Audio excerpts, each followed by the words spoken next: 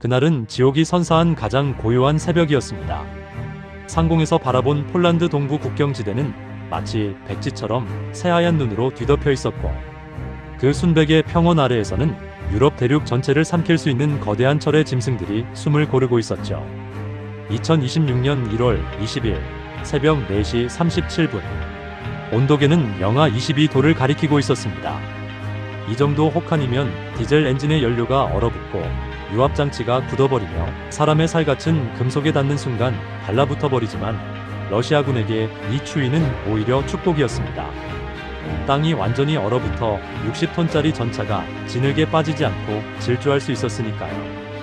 폴란드 제16기계 화보병여단 전방관 측소에서 박 중사는 열화상 감시 장비 앞에서 커피잔을 움켜쥐고 있었습니다. 김이 모락모락 피어오르는 그 액체는 이미 식어서 미지근했지만 그는 마실 생각조차 하지 않았습니다. 그의 눈은 모니터에 고정되어 있었고 그의 손가락은 미세하게 떨리고 있었습니다. 화면 속에서 무언가가 움직이고 있었습니다.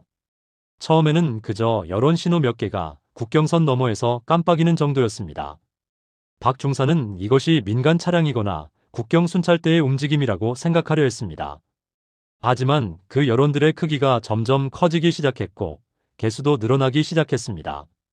5개, 10개, 20개, 그리고 마침내 38개의 거대한 여론이 화면을 가득 채웠을 때 박 중사의 입에서 신음 같은 목소리가 새어나왔습니다.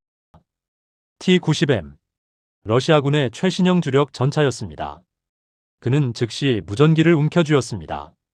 손이 너무 떨려서 송신 버튼을 누르는 데만 3초가 걸렸습니다. 무전기에서 지직거리는 잡음이 들리고 이어서 여단 작전실의 냉정한 목소리가 흘러나왔습니다. 박 중사는 목구멍이 바짝 타들어가는 것을 느끼며 상황을 보고했습니다.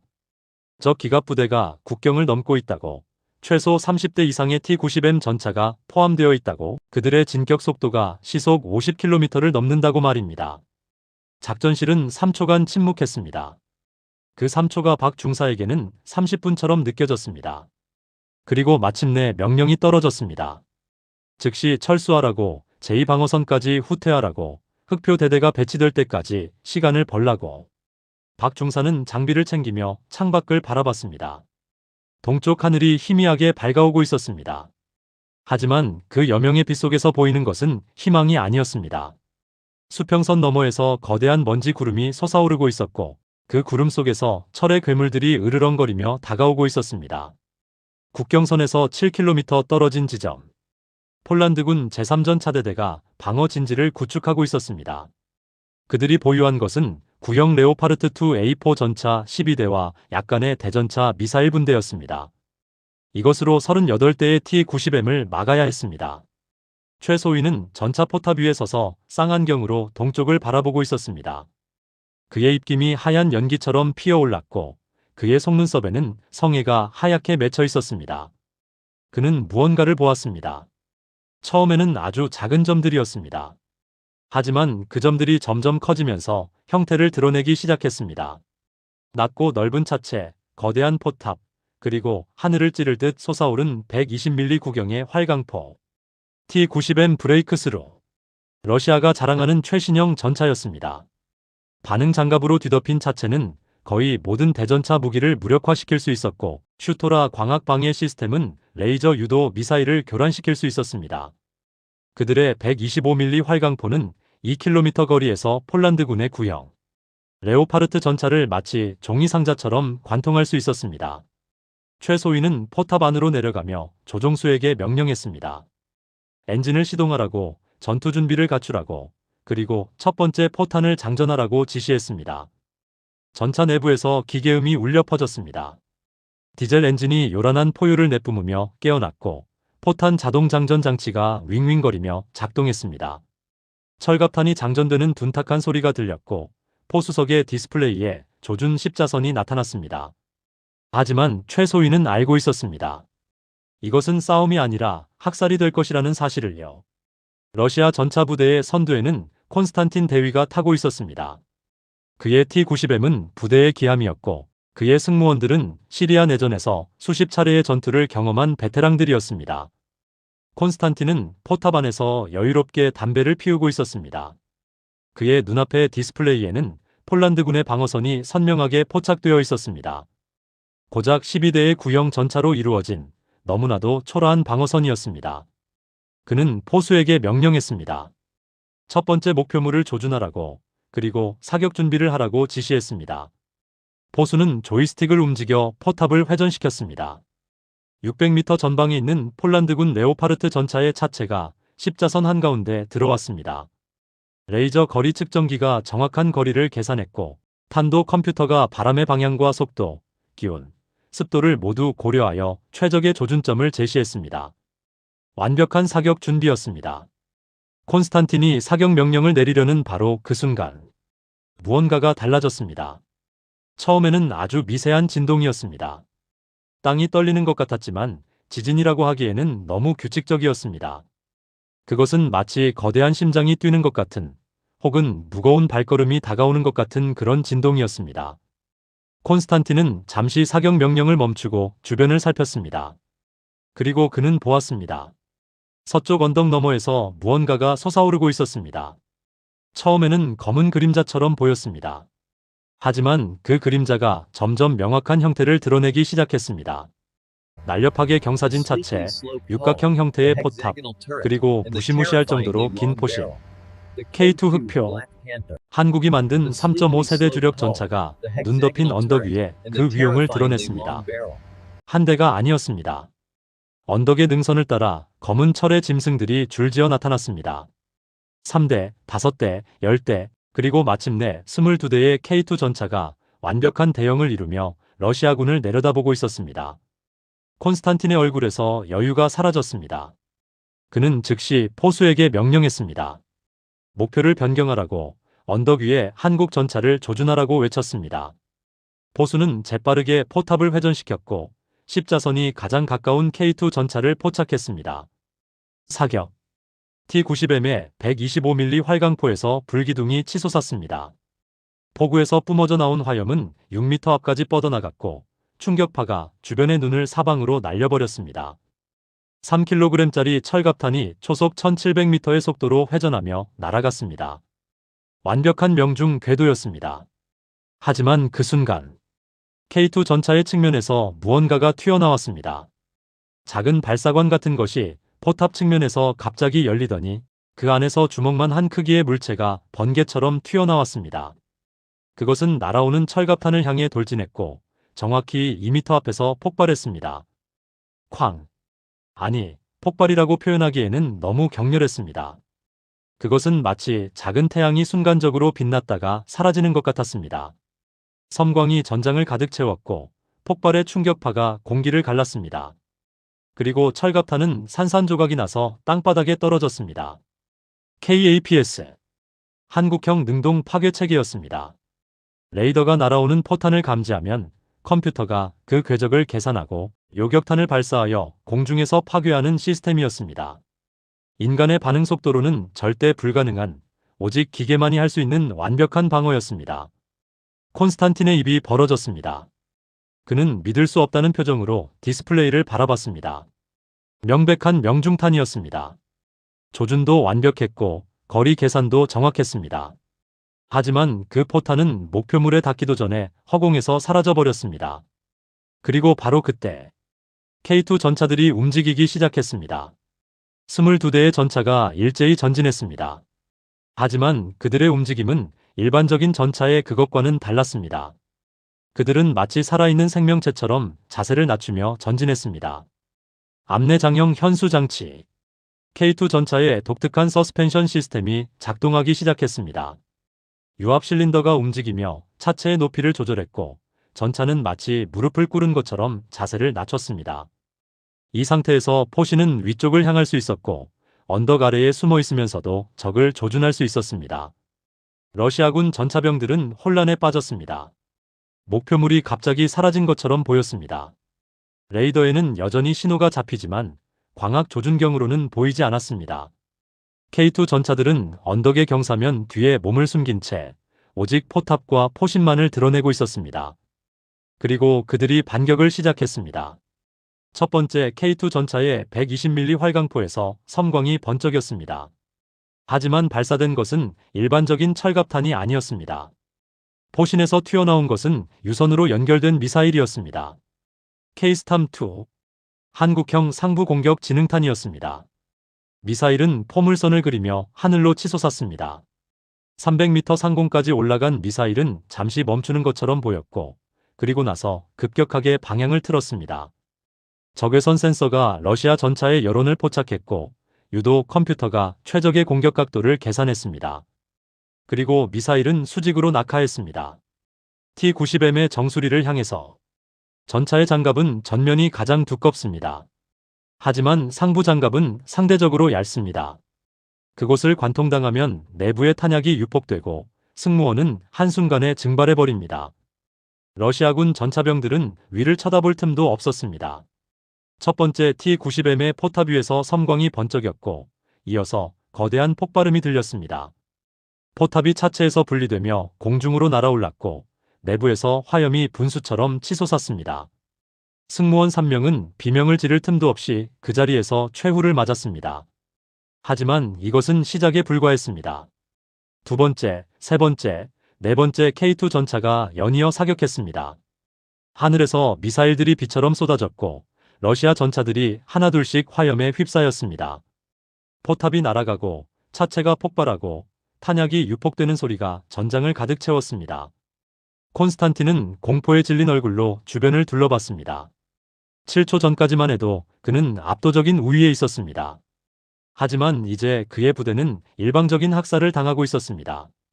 적은 보이지 않고 포탄은 하늘에서 떨어지고 아군 전차들은 하나씩 불타고 있었습니다. 그는 무전기를 움켜쥐고 후퇴 명령을 내리려 했습니다. 하지만 그의 손가락이 버튼에 닿기도 전에 하늘에서 무언가가 떨어졌습니다. 콘스탄틴의 전차를 향해서. 케이스탐-2 미사일이 콘스탄틴의 T-90M 포탑 정수리를 향해 수직으로 낙하하는 그 찰나. 시간이 멈춘 것처럼 느껴졌습니다. 콘스탄틴은 본능적으로 고개를 들었습니다. 페리스코프를 통해 보이는 하늘에서 작은 점 하나가 엄청난 속도로 커지고 있었습니다. 그것은 마치 신의 손가락이 자신을 짓누르려 내려오는 것 같았습니다. 그의 입에서 비명이 터져나오려는 순간, 쾅! 포탑 상부에서 섬광이 폭발했습니다. 구리로 만들어진 성형작약 탄두가 포탑 장갑과 충돌하는 순간 섭씨 6000도의 금속 제트가 분출되었습니다. 그 제트는 T-90M의 상부 장갑을 마치 버터를 자르듯 관통했고 전차 내부로 침투했습니다. 내부의 모든 것이 순식간에 녹아내렸습니다. 탄약고에 보관되어 있던 125mm 포탄 22발이 연쇄적으로 폭발했습니다. 전차 내부의 압력이 급격하게 상승했고 그 압력은 출구를 찾아 분출되었습니다. 60톤짜리 포탑이 차체에서 분리되며 하늘로 치솟았습니다. 3m 높이까지 날아올랐다가 땅바닥에 떨어진 포탑은 둔탁한 소리를 내며 눈 속에 박혔습니다. 콘스탄틴과 그의 승무원들은 그 안에서 흔적도 없이 사라졌습니다. 러시아군 전차 부대의 지휘관이 최후를 맞은 순간 그들의 대형은 완전히 무너졌습니다. 무전망에서는 비명과 고함이 뒤섞여 흘러나왔습니다. 우리를 볼 수 없어. 대체 어디서 쏘는 거야? 3호 전차 격파당함. 승무원 전원 응답 없음.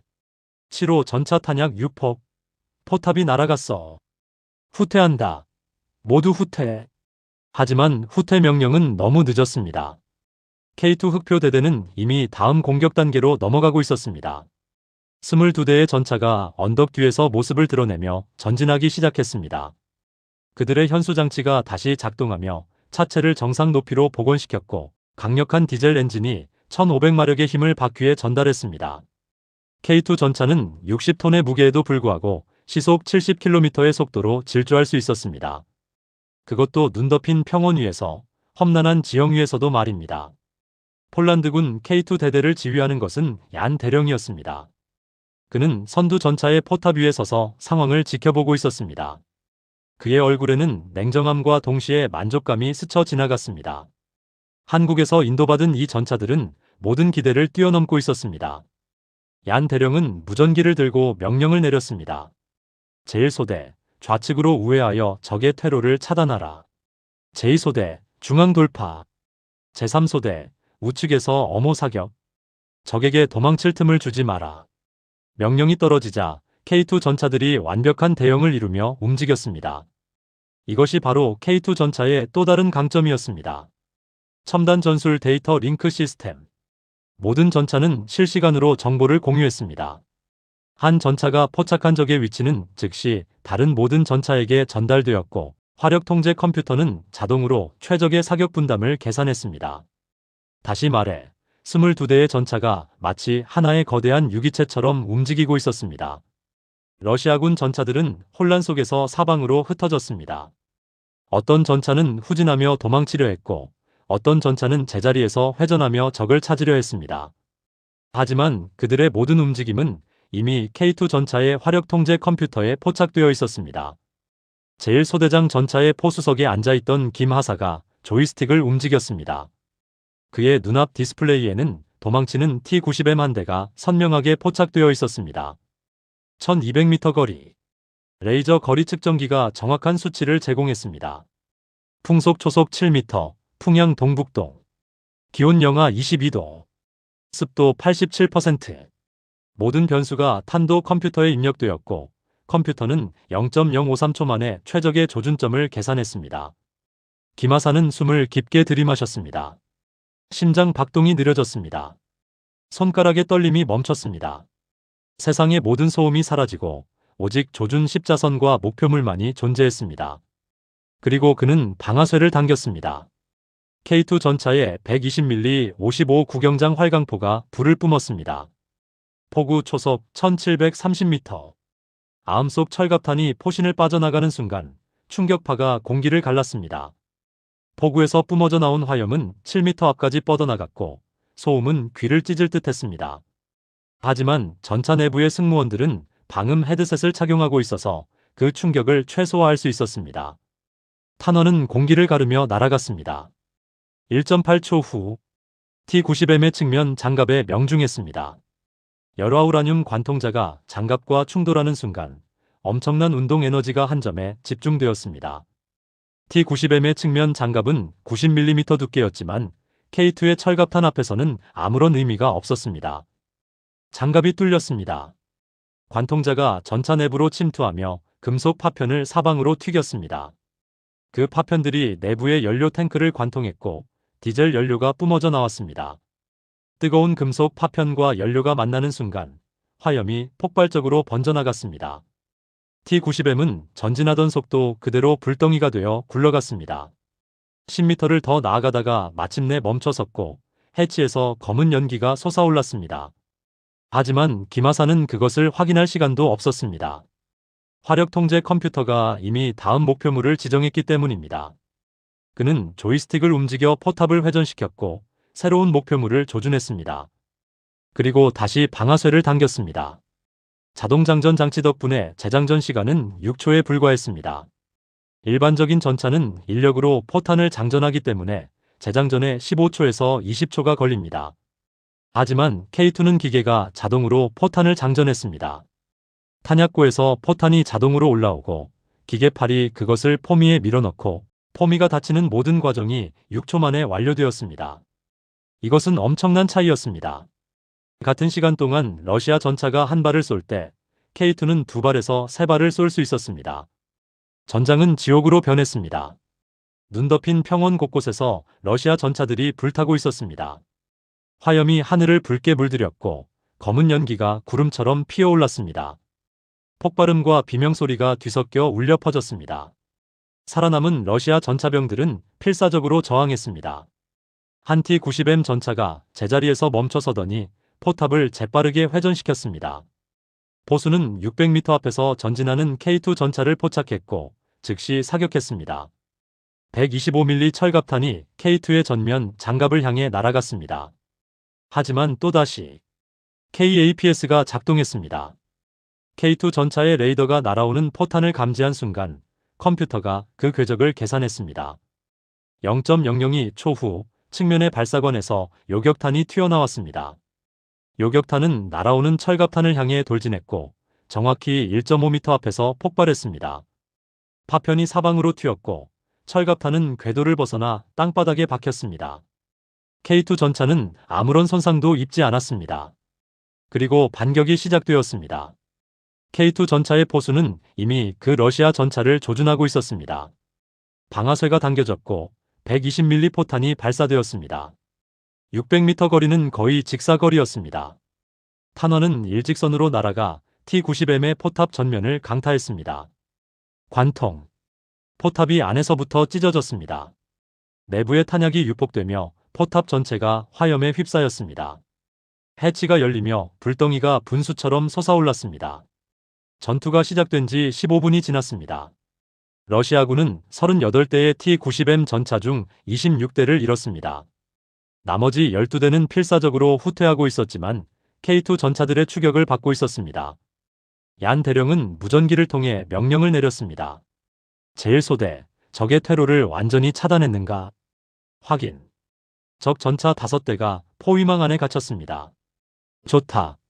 제2소대, 우측 도주 차량들을 추격하라. 단, 국경선을 넘지는 마라. 알겠습니다. 얀 대령은 잠시 망설였습니다. 그는 적들을 모두 섬멸하고 싶었습니다. 하지만 국경선을 넘어 러시아 영토로 들어가는 것은 전면전을 의미했습니다. 나토는 아직 그런 결정을 내리지 않았습니다. 그는 깊게 숨을 들이마셨습니다. 모든 부대에 전달한다. 국경선 3km 이내의 적은 모두 격파하라. 하지만 국경선을 넘어서는 추격하지 마라. 반복한다. 국경선을 넘지 마라. 명령이 전달되자 K2 전차들의 추격 속도가 더욱 빨라졌습니다. 도망치던 러시아 전차들 중 국경선까지 도달하지 못한 차량들은 하나씩 격파되었습니다. 어떤 전차는 측면을 관통당해 멈춰섰고 어떤 전차는 K-스탄 미사일의 상부를 뚫려 불타올랐습니다. 단 세대만이 국경선을 넘어 러시아 영토로 도망칠 수 있었습니다. 전투가 끝났습니다. 얀 대령은 전차에서 내려 전장을 둘러봤습니다. 눈 덮인 평원은 이제 시커먼 연기와 불타는 잔해로 가득했습니다. 35대의 T-90M 전차가 파괴되어 있었습니다. 어떤 것은 포탑이 날아가 있었고 어떤 것은 측면이 뚫려 화염에 휩싸여 있었습니다. 반면 폴란드군의 피해는 제로였습니다. 22대의 K2 전차 중 단 한 대도 격파되지 않았습니다. 몇몇 전차는 KAPS를 소모했고 어떤 전차는 포탄을 절반 이상 소비했지만 단 한 대도 적의 포탄에 맞지 않았습니다. 완벽한 승리였습니다. 얀 대령은 무전기를 들고 여단 본부에 보고했습니다. 작전 완료. 적 기갑 부대 격파. 아군 피해 제로. 여단 본부에서는 잠시 침묵이 흘렀습니다. 그리고 여단장의 목소리가 들려왔습니다. 재확인한다. 아군 피해가 제로라고 했나? 확인합니다. 제로입니다. 단 한 대의 전차도 격파되지 않았습니다. 또다시 침묵. 그리고 여단장의 목소리가 다시 들려왔습니다. 이번에는 약간 떨리는 목소리였습니다. 훌륭하다, 얀 대령. 폴란드군 역사에 새로운 페이지를 썼네. 지금 즉시 방어선으로 복귀하라. 그리고 정비를 실시하라. 러시아군이 재공격할 가능성이 있네. 알겠습니다. 얀 대령은 무전기를 내려놓고 하늘을 올려다봤습니다. 해가 떠오르고 있었습니다. 동쪽 하늘이 붉게 물들고 있었고 새로운 날이 시작되고 있었습니다. 하지만 그는 알고 있었습니다. 이것은 끝이 아니라 시작일 뿐이라는 것을. 러시아는 결코 이대로 물러서지 않을 것입니다. 그들은 더 많은 전차를 보낼 것이고 더 많은 병력을 투입할 것입니다. 그리고 폴란드군은 그들을 막아야 합니다. K2 흑표와 함께. 얀 대령은 자신의 전차로 돌아가며 생각했습니다. 한국이 만든 이 검은 짐승은 정말로 괴물이었습니다. 적의 포탄을 공중에서 요격하는 능동방어 체계, 상부 공격이 가능한 지능형 미사일, 자세를 자유롭게 조절할 수 있는 현수 장치, 그리고 완벽한 화력 통제 시스템. 이 모든 것이 합쳐져서 하나의 완벽한 무기가 되었습니다. 그는 전차의 차체를 쓰다듬었습니다. 차가운 금속이 손바닥에 닿았습니다. 하지만 그 차가움 속에서 그는 따뜻함을 느꼈습니다. 이것은 단순한 기계가 아니었습니다.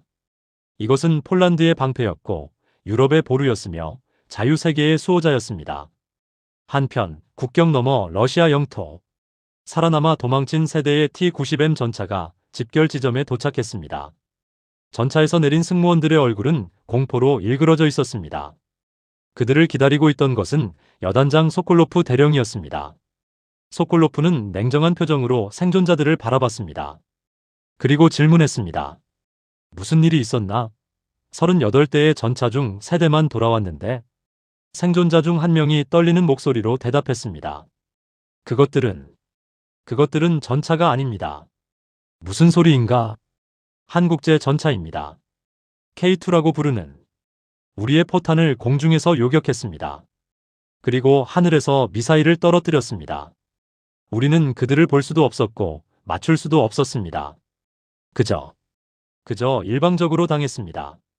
소콜로프의 얼굴이 굳어졌습니다. 그는 이미 보고를 받았습니다. 35대의 T-90M이 격파되었고 적의 피해는 제로라는 보고를. 처음에는 믿을 수 없었습니다. 하지만 생존자들의 증언을 듣고 나니 이해가 되었습니다. K2 흑표. 한국이 만든 3.5 세대 전차. 소콜로프는 지금까지 그것을 과소평가하고 있었습니다. 그는 한국제 무기가 아무리 좋아봐야 서방제 무기의 복제품 정도일 것이라고 생각했습니다. 하지만 오늘의 전투는 그것이 완전히 잘못된 판단이었음을 보여주었습니다. 그는 즉시 상급 부대에 보고를 올렸습니다. K2 전차의 능력이 예상을 크게 초과합니다. 기존의 T-90M으로는 대응이 불가능합니다. T-14 아르마타 전차의 긴급 투입을 요청합니다. 보고를 마친 소콜로프는 창밖을 바라봤습니다. 서쪽 하늘이 밝아오고 있었습니다. 폴란드 영토 위로 태양이 떠오르고 있었습니다. 그리고 그는 생각했습니다. 이 전쟁은 이제 막 시작되었다고. 모스크바, 크렘린 궁전 지하 전략 사령부. 2026년 1월 20일 오전 9시. 거대한 작전 회의실에는 러시아군 최고위 장성들이 모여 있었습니다. 벽면을 가득 채운 디스플레이에는 폴란드 국경 지역의 실시간 위성 사진들이 띄워져 있었습니다. 그 화면 속에는 여전히 연기를 뿜어내고 있는 35대의 T-90M 잔해들이 선명하게 보였습니다. 테이블 상석에 앉은 것은 지상군 총사령관 안드레이 장군이었습니다. 그의 얼굴은 화강암처럼 굳어 있었습니다. 63세의 나이에도 불구하고 그의 눈빛은 여전히 날카로웠고 그의 목소리는 회의실 전체를 압도했습니다. 설명해 보시오, 바실리 장군. 어떻게 최신형 T-90M 브레이크스루 38대가 단 30분 만에 괴멸당할 수 있었소? 기갑 사령관 바실리 장군은 자리에서 일어나 화면을 가리켰습니다. 폴란드군이 배치한 한국제 K2 흑표 전차의 성능이 우리의 예상을 훨씬 뛰어넘었습니다. 3가지 결정적인 요인이 있었습니다. 그는 리모컨을 눌러 화면을 전환했습니다. 첫 번째 화면에는 K2 전차의 측면에서 무언가가 발사되는 장면이 포착되어 있었습니다. 슬로우 모션으로 재생된 영상 속에서 날아오는 포탄이 공중에서 폭발하며 산산조각 나는 모습이 선명하게 보였습니다. 첫째, KAPS. 한국형 능동 파괴 체계입니다. 레이더가 날아오는 포탄을 감지하면 자동으로 요격탄을 발사하여 공중에서 파괴합니다. 우리의 슈토라 시스템은 레이저 유도 미사일만 교란할 수 있지만 이것은 물리적으로 포탄을 파괴합니다. 회의실이 술렁였습니다. 둘째, 화면이 다시 전환되었습니다. 이번에는 하늘에서 미사일이 수직으로 낙하하는 장면이었습니다. 미사일은 T-90M의 포탑 정수리를 정확하게 관통했고 내부에서 폭발이 일어나며 포탑이 공중으로 날아가는 모습이 보였습니다. K-STAM-2 상부 공격 지능탄입니다. 포물선 궤도로 발사되어 적 전차의 상부 장갑을 공격합니다. 우리 전차의 상부 장갑은 45mm에 불과합니다. 이것으로는 막을 수 없습니다. 안드레이 장군의 표정이 더욱 굳어졌습니다. 셋째, 마지막 화면에는 K2 전차가 자세를 낮추며 언덕 뒤에 숨는 장면이 나왔습니다. 전차는 마치 살아있는 동물처럼 몸을 웅크렸고 오직 포탄만 언덕 위로 내밀고 있었습니다. 암내장형 현수 장치. 유압으로 차체의 높이와 각도를 자유롭게 조절할 수 있습니다. 지형 뒤에 숨어서 포탄만 노출한 채 사격할 수 있습니다. 우리 전차는 차체 전체를 노출해야 하지만 K2는 그럴 필요가 없습니다. 바실리 장군은 잠시 말을 멈추고 회의실을 둘러봤습니다. 이 3가지 시스템이 결합되면서 K2는 우리가 보지도 못하고 맞추지도 못하는 상태에서 일방적으로 우리를 공격할 수 있었습니다. 생존자들의 증언에 따르면 그것은 전차전이 아니라 학살이었습니다. 침묵이 흘렀습니다. 안드레이 장군이 입을 열었습니다. 대안은 T-14 아르마타의 긴급 투입입니다. 아르마타는 무인 포탑과 능동 방어 시스템을 갖추고 있습니다. K2와 대등하게 싸울 수 있는 유일한 전차입니다. 아르마타는 아직 시험 단계 아니요. 실전 배치된 것이 몇 대나 돼요. 바실리 장군이 머뭇거렸습니다. 현재 20대입니다. 20대?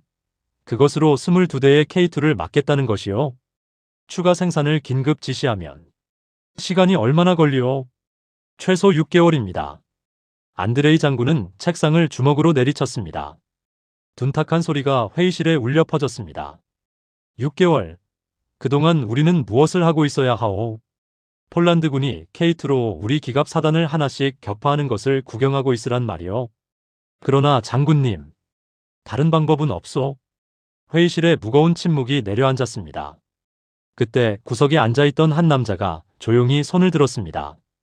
그는 군복이 아닌 검은색 양복을 입고 있었습니다. 러시아 군사정보국 GRU의 요원이었습니다. 말해보시오. 남자가 일어섰습니다.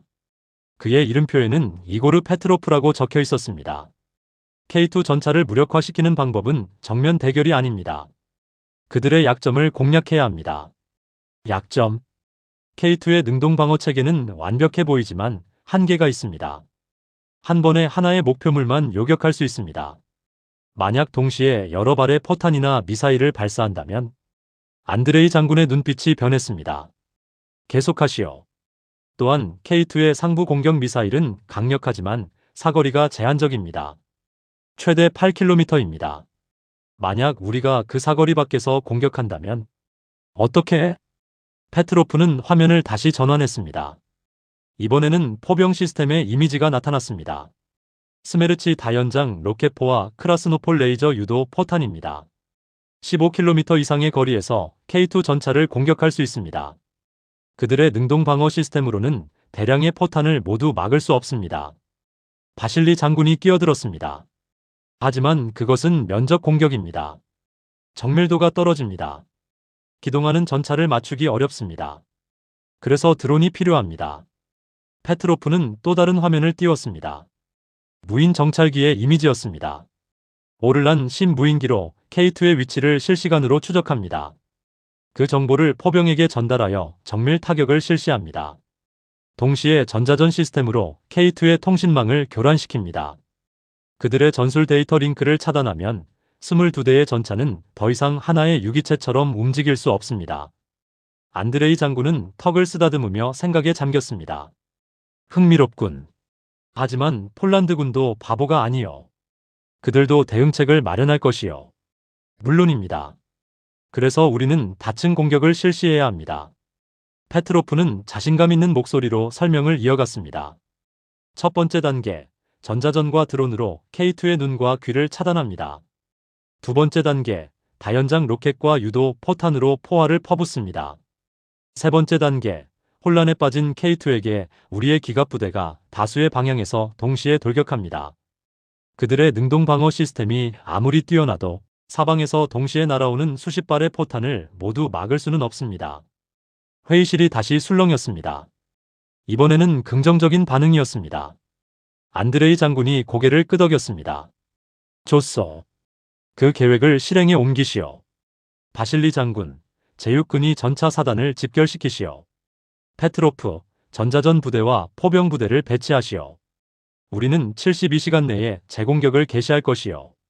알겠습니다. 장성들이 자리에서 일어나 경례를 했습니다. 회의가 끝나고 사람들이 빠져나가기 시작했습니다. 하지만 안드레이 장군은 홀로 남아 화면을 바라보고 있었습니다. 화면 속에는 여전히 K2 전차의 모습이 띄워져 있었습니다. 검은 차체, 날카로운 포신, 그리고 위압적인 실루엣. 그는 중얼거렸습니다. 한국제 전차라. 누가 이런 괴물을 만들 줄 알았겠나. 한편 폴란드 동부 전선. K2 흑표 대대는 방어선으로 복귀하여 정비를 실시하고 있었습니다. 정비병들이 전차 곳곳을 점검했습니다. 포신의 마모도를 확인하고 궤도의 장력을 조절하고 유압 시스템의 오일을 보충했습니다. 탄약수들은 소모된 포탄과 미사일을 재장전했습니다. 얀 대령은 자신의 전차 옆에 서서 담배를 피우고 있었습니다. 하늘에서 눈발이 날리기 시작했습니다. 가늘고 하얀 눈송이들이 그의 어깨 위에 내려앉았습니다. 그는 동쪽을 바라보며 생각에 잠겼습니다. 오늘의 승리는 완벽했습니다. 하지만 그는 알고 있었습니다.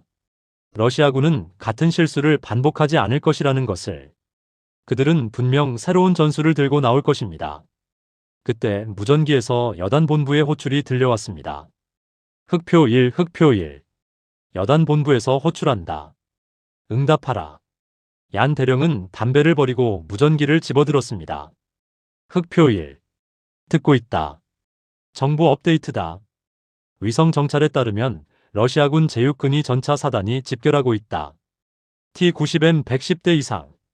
그리고 다연장 로켓포 부대와 전자전 부대도 함께 이동 중이다. 얀 대령의 표정이 굳었습니다. 110대? 확인한다. 그들은 대규모 공세를 준비하고 있다. 예상 공격 시점은 72시간 후. 흑표대대는 최전방 방어를 담당할 것이다. 알겠다. 우리는 준비하겠다. 무전이 끊겼습니다. 얀 대령은 깊게 한숨을 내쉬었습니다. 110대. 오늘 상대한 38대의 3배가 넘는 숫자였습니다. 게다가 이번에는 포병과 전자전 부대까지 동원된다는 것은 러시아군이 K2의 약점을 파악했다는 의미였습니다. 그는 승무원들을 소집했습니다. 모두 집합하라.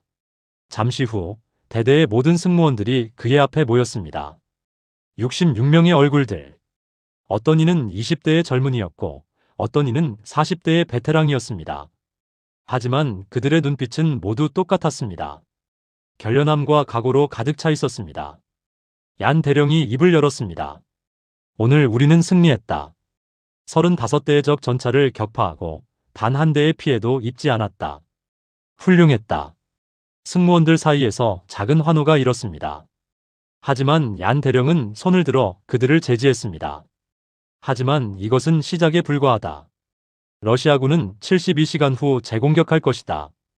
이번에는 110대 이상의 전차와 함께 포병, 전자전 부대를 동원할 것이다.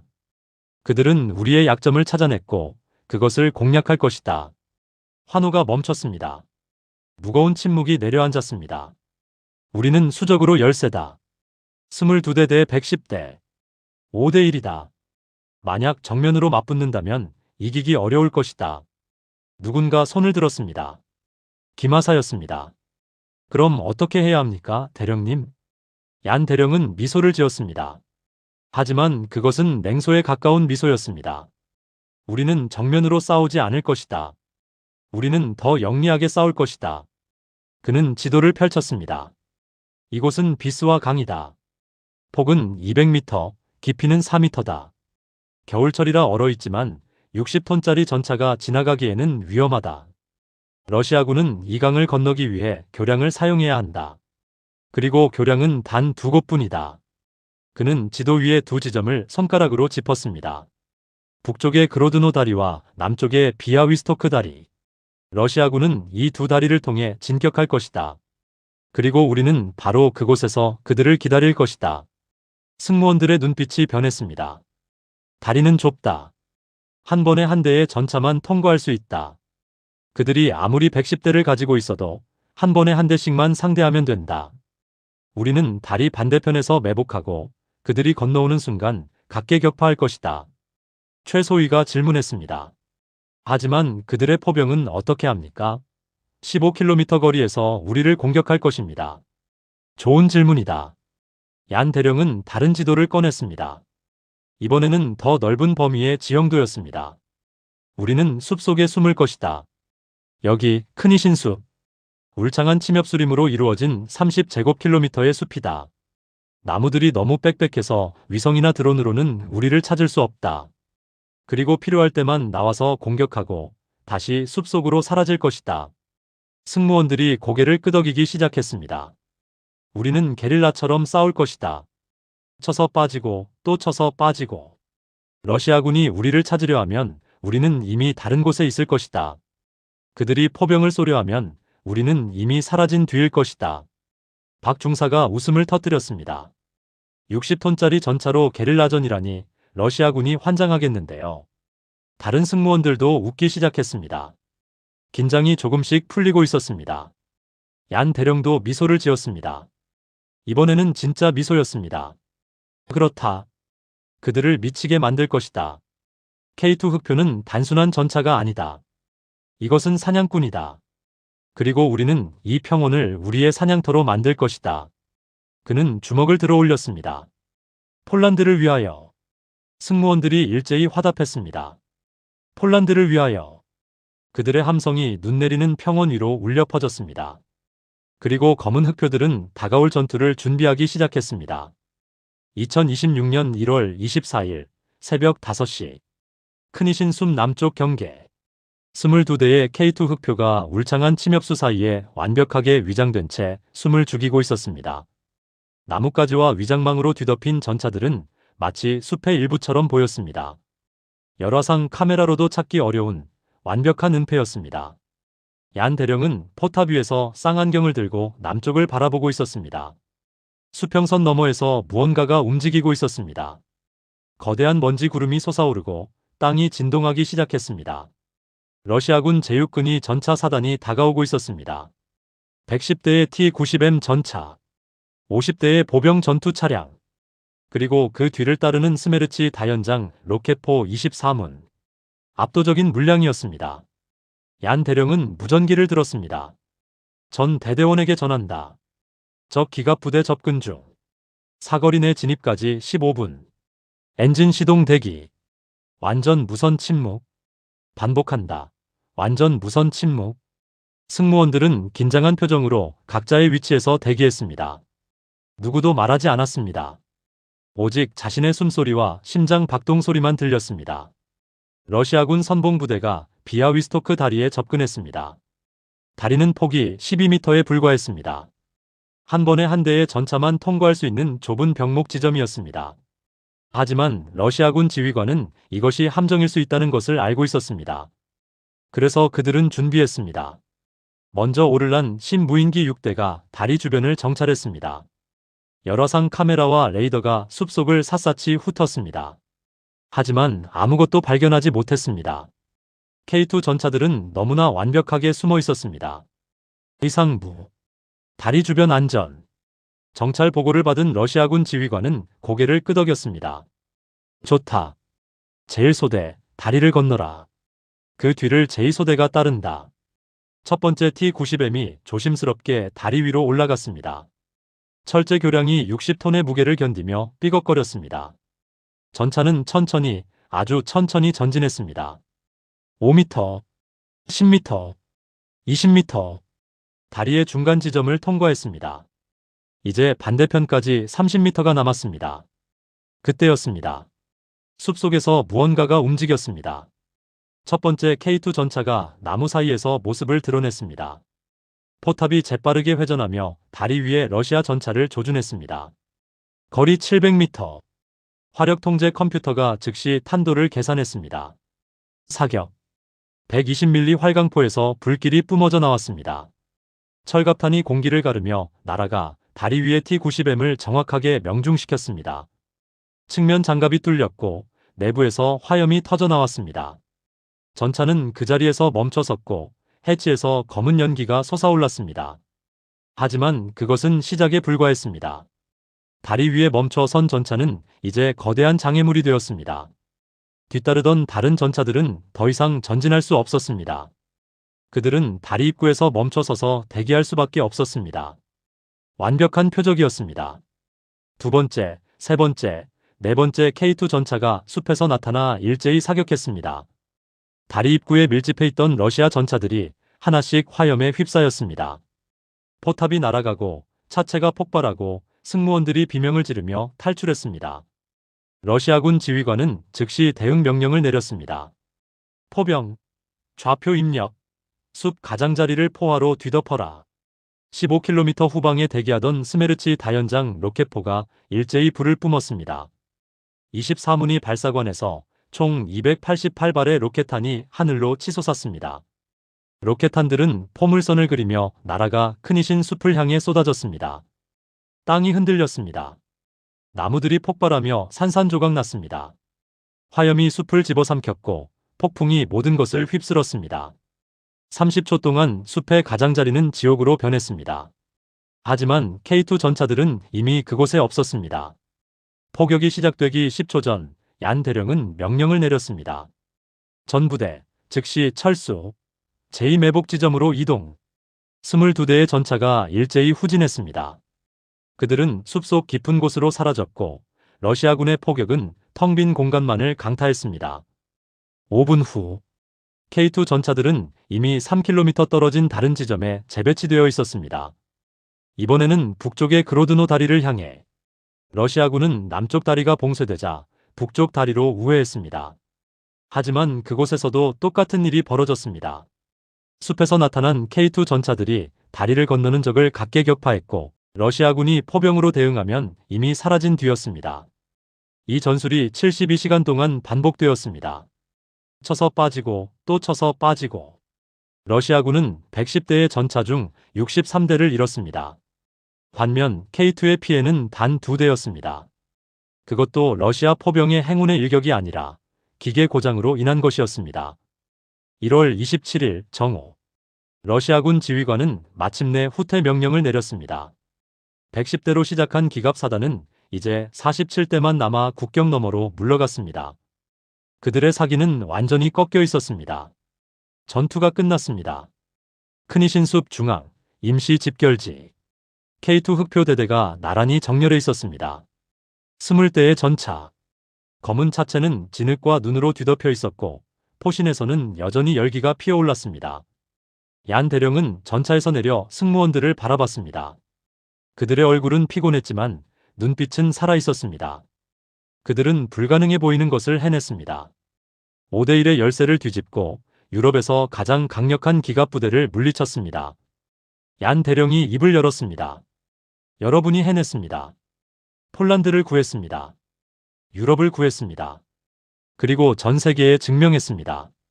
K2 흑표가 단순한 전차가 아니라 이 시대 최강의 무기라는 것을. 박수가 터져나왔습니다. 하지만 이것은 우리만의 승리가 아닙니다. 이것은 한국 기술자들의 승리입니다.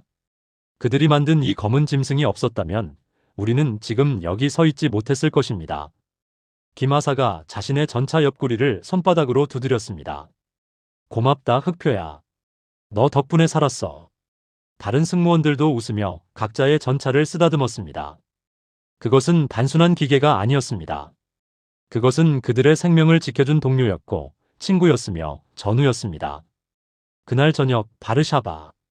폴란드 국방부 장관은 긴급 기자 회견을 열었습니다. 전 세계의 언론이 모여들었고 카메라 플래시가 터졌습니다. 장관이 단상에 올라 마이크 앞에 섰습니다. 폴란드군은 러시아의 대규모 침공을 격퇴했습니다. 적 기갑 사단 110대 중 63대를 격파했고 나머지는 국경 너머로 후퇴했습니다. 우리의 피해는 경미했습니다. 기자들 사이에서 술렁임이 일었습니다. 이 승리는 한국이 제공한 K2 흑표 전차 덕분입니다. 이 놀라운 무기 체계는 모든 기대를 뛰어넘었습니다. 능동방어, 상부 공격 미사일, 가변 현수 장치. 이 모든 기술이 결합되어 완벽한 전장 지배 능력을 보여주었습니다. 장관은 잠시 멈추고 카메라를 똑바로 바라봤습니다. 폴란드는 한국에 깊은 감사를 표합니다. 그리고 전 세계에 선언합니다. K2 흑표는 현존하는 최강의 주력 전차입니다. 그날 밤 전 세계 국방부 장관들의 전화기가 일제히 울리기 시작했습니다. 모두 한국 방위사업청으로 걸려오는 전화였습니다. K2 전차를 구매하고 싶습니다. 최대한 빨리, 최대한 많이. 서울 방위사업청 본부. 담당자들은 밤새도록 주문을 받느라 잠을 이루지 못했습니다. 폴란드, 루마니아, 에스토니아, 노르웨이, 핀란드. 유럽 각국이 K2 도입을 타진했습니다. 심지어 미국마저도 관심을 표명했습니다. 한국 방산의 역사가 바뀌는 순간이었습니다. 그리고 눈 덮인 폴란드 평원 위에서 20대의 검은 흑표가 나란히 서서 서쪽 하늘을 바라보고 있었습니다. 석양이 지고 있었고 붉은 빛이 전차의 차체를 물들였습니다. 얀 대령은 포탑 위에 서서 생각했습니다. 이 전쟁은 끝났지만 새로운 시대가 시작되었다고. K2 흑표가 증명한 것은 단순히 한국의 기술력이 아니었습니다. 그것은 작은 나라도 올바른 기술과 전략만 있다면 거대한 적을 물리칠 수 있다는 희망이었습니다. 그리고 그 희망은 이제 전 세계로 퍼져나가고 있었습니다. 검은 흑표의 포신에서 마지막 열기가 식어가는 동안 유럽의 하늘에는 별들이 하나둘씩 떠오르기 시작했습니다. 평화가 다시 찾아왔습니다. 대한민국의 흑표가 지켜낸 평화였습니다.